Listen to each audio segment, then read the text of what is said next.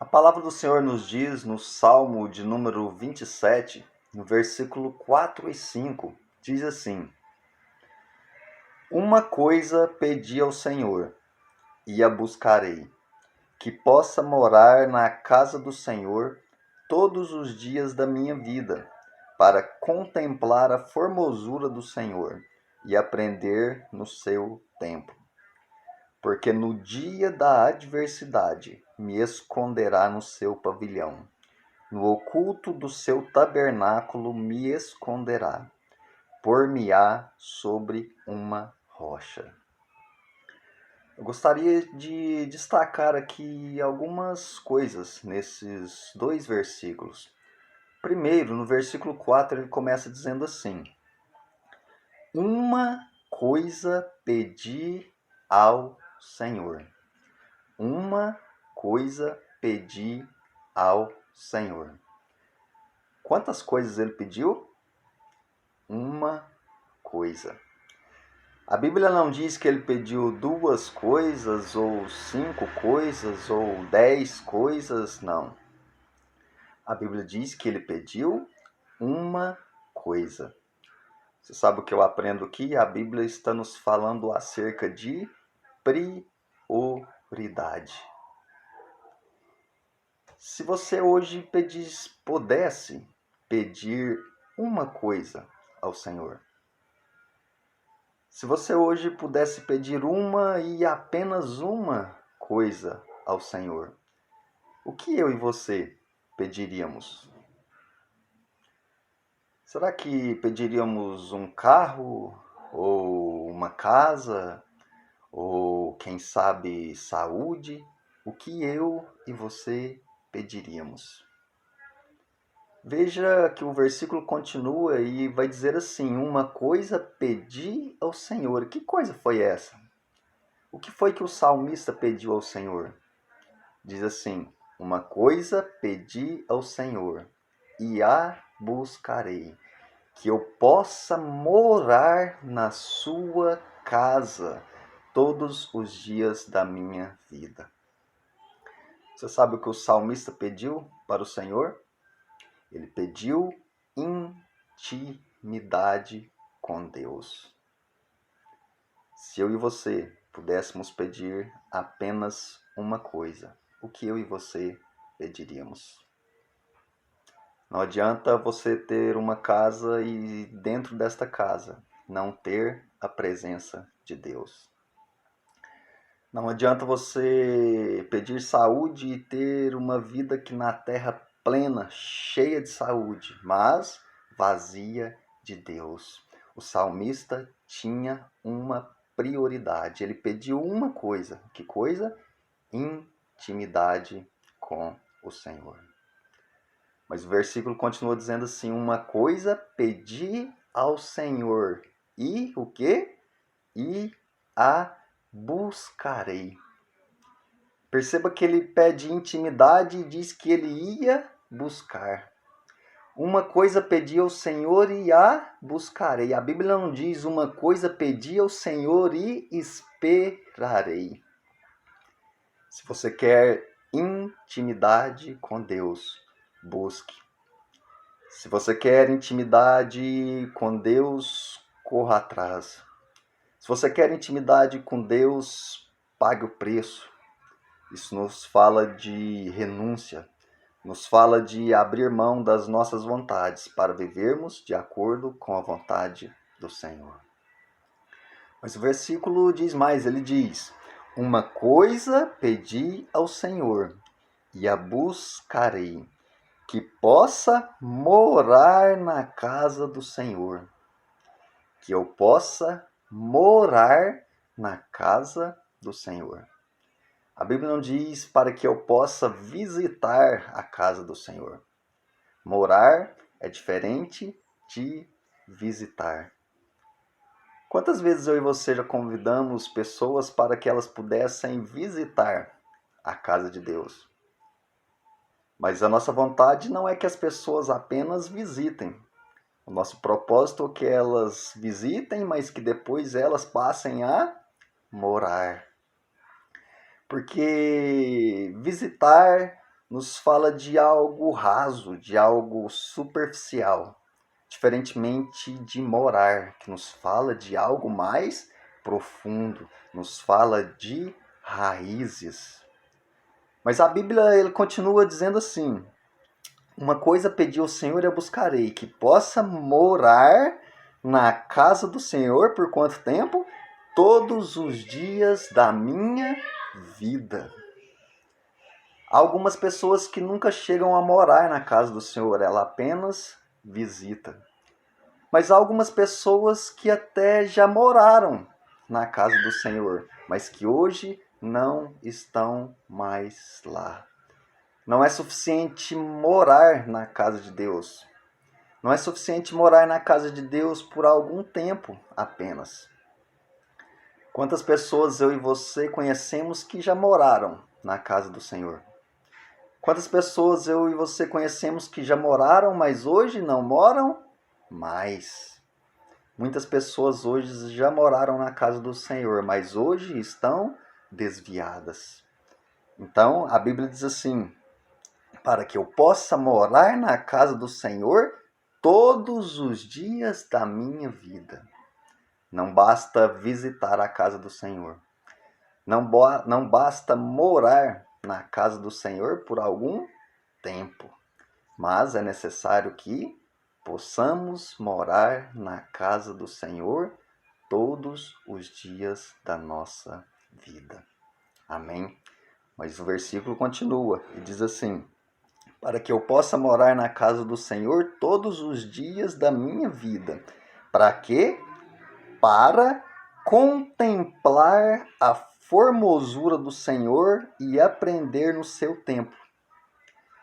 O salmista aqui nos fala acerca de duas finalidades de ele morar na casa do Senhor. E aí eu te pergunto, o que te leva a morar na casa de Deus? Por que eu e você estamos frequentando a casa do Senhor?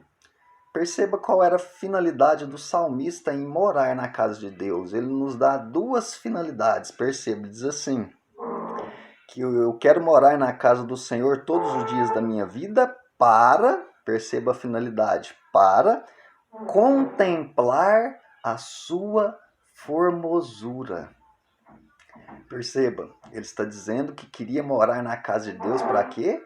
Para contemplar a formosura do Senhor. Agora perceba algo interessante. Ele está dizendo que estava na casa de Deus para contemplar a sua formosura. Quando é que eu e você dizemos que uma pessoa é formosa, que uma pessoa é bela, que uma pessoa é bonita? Para que parte do corpo estamos olhando para definir se uma pessoa é formosa, se é bonita ou não? É claro que o fato de uma pessoa ser formosa, nós avaliamos todo o conjunto. Mas a gente não diz assim: nossa, olha o quanto essa pessoa é formosa, olha as mãos dela. Olha o quanto ela é formosa. Você não diz que uma pessoa é formosa por estar observando as suas mãos. Você não diz que uma pessoa é bela, que uma pessoa é bonita, que uma pessoa é formosa por estar observando os seus pés. Você não diz: nossa, olha que pessoa formosa, olha lá os pés dela. Não. Como eu disse, para julgarmos uma pessoa bela, formosa, leva-se em consideração todo o conjunto, mas principalmente o seu rosto. Quando você diz que uma pessoa é formosa, você está olhando para o seu rosto e dizendo: aquela pessoa é formosa, aquela pessoa é bonita. O que o salmista está nos dizendo aqui? Ele diz que está na casa de Deus para contemplar a formosura do Senhor. Você sabe o que eu aprendo? O salmista está olhando para o rosto de Deus. A palavra do Senhor vai nos dizer que devemos buscar a face de Deus. O que nos leva a estarmos na casa do Senhor? O que eu tenho visto hoje é que muitas pessoas não têm buscado a face de Deus, mas têm buscado as suas mãos. Vou repetir. Muitas pessoas não têm buscado a face de Deus, mas as mãos de Deus. Como assim? Muitas pessoas não estão na igreja por aquilo que Deus é, mas por aquilo que Deus pode nos oferecer. Diferentemente do salmista. O salmista está dizendo que ele estava na casa do Senhor para quê? Para contemplar a sua formosura. Ele estava na casa de Deus para contemplar o quanto Deus é bom, o quanto Deus nos ama. Mas ele nos deixa uma segunda finalidade para ele estar na casa de Deus. Ele diz assim: que eu possa morar na casa do Senhor para contemplar a sua formosura e aprender no seu templo. O que nos leva a estarmos na casa do Senhor? Diz o salmista que ele estava lá para aprender. Precisamos estar na casa do Senhor para aprendermos. Precisamos estar na casa do Senhor para adquirir conhecimento acerca de Deus. Por isso a palavra do Senhor nos diz em Oséias 6:3: conheçamos e prossigamos em conhecer ao Senhor. Precisamos conhecê-lo. Por quê? Porque em Oséias 4:6 o que diz? O meu povo foi destruído porque lhe faltou conhecimento. Mateus 22:29 vai dizer assim: errais por não conhecerdes as Escrituras e nem o poder de Deus. O que nos leva a estarmos presentes na casa do Senhor. O salmista estava lá para contemplar a formosura do Senhor e estava lá para aprender no seu santo templo. Agora perceba algo interessante, eu termino aqui. A intimidade que o salmista tinha com o Senhor. O fato de ele estar presente, dele estar habitando na casa do Senhor. O fato de ele buscar a formosura do Senhor. O fato de ele procurar aprender no templo do Senhor. Não o livrou de algo interessante que está no próximo versículo. Veja o que diz o versículo 5. Diz assim: porque no dia da adversidade, perceba, porque no dia da adversidade. Então perceba que o fato dele estar na casa do Senhor, perceba que o fato de ele estar contemplando a face de Deus, perceba que o fato de ele estar aprendendo na casa do Senhor não o livrou da adversidade. Deixa eu te dizer algo. O fato de eu e você estarmos na casa do Senhor, o fato de eu e você estarmos aprendendo continuamente na casa do Senhor, o fato de eu e você termos intimidade com Deus, isso não nos livra da adversidade. O salmista aqui, mesmo com todas essas características, passou pela adversidade. Mas veja o que diz a continuação do versículo 5, diz assim: porque no dia da adversidade me esconderá no seu pavilhão, no oculto do seu tabernáculo me esconderá.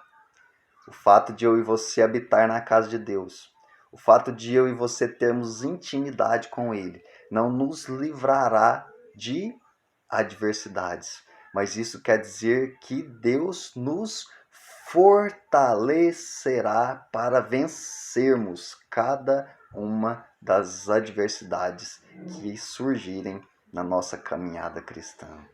Amém? Uma coisa, prioridade. Pedi ao Senhor e a buscarei, pague o preço. Que eu possa morar. Não visite a casa de Deus, more lá, na sua casa, para contemplar a sua formosura.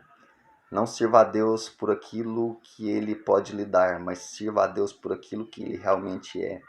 Contemplar a sua formosura e aprender no seu santo templo. Vá à casa de Deus, porque lá eu e você adquirimos conhecimento para vencermos as estratégias do diabo contra a nossa vida. E no final, como consequência de tudo isso, a palavra do Senhor nos garante que Deus nos capacitará a superarmos cada uma das adversidades que surgirem na nossa vida. Amém? Que Deus te abençoe.